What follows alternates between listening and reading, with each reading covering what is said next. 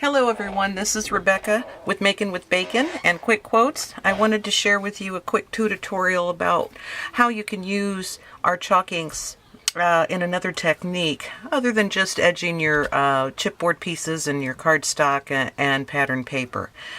So this technique is called Drunken chalks, and the reason why we call it Drunken is because we're going to be using a rubbing alcohol versus using water to move the ink along the cardstock. I am using just a very small sheet for demonstration purposes. You would, of course, could do this to an 8.5 by 11 sheet of cardstock, and or an A2 size, an A6 size, whatever your choosing is. I took my mister and, like I said, filled it with alcohol.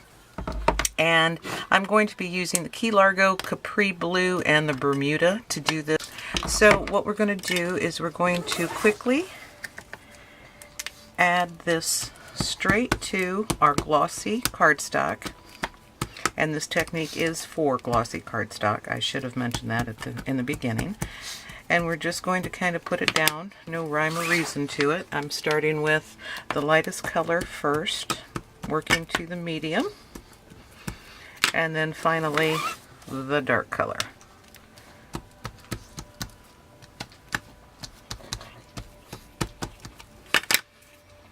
Get those out of the way. Now we're going to saturate the cardstock with the rubbing alcohol, and then I'm going to use my heat gun to move the color.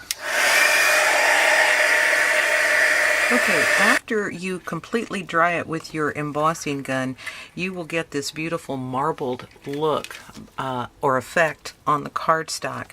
You could leave it as is and make a card with it, or add it to your layout by using punches or just as a photo mat. But if you leave it just like that, it will not need any kind of sealant on it.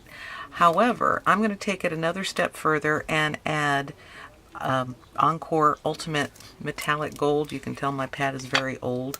And I'm just going to dab a few swatches of that color. Once again, we're going to spritz that and then start moving the color with the gun. Okay, after you heat emboss it, you will see that we get this beautiful marbling effect with the added metallic gold. However, because it's a pigment ink, it will come off on your finger. So that is where I would recommend covering it with a clear acrylic sealer in a matte finish. And then that way you won't have that problem of it coming off. This is one that I had done earlier in a different color scheme, and of course you can see I punched out to use a flower out of it. This was another piece that I did with the blues and silver. I also did a long strip with the peach colors. I believe they were Island Orange and Tropic Punch. Sorry about that. This is another one that I did with the silver. Beautiful coloring. I don't know if you can see it that well. I'm hoping you don't get glare or shine. And then I did finally one with the browns and golds. Again, a beautiful marbling look. Something that adds just a little bit of a pizzazz to your layout or to your cards.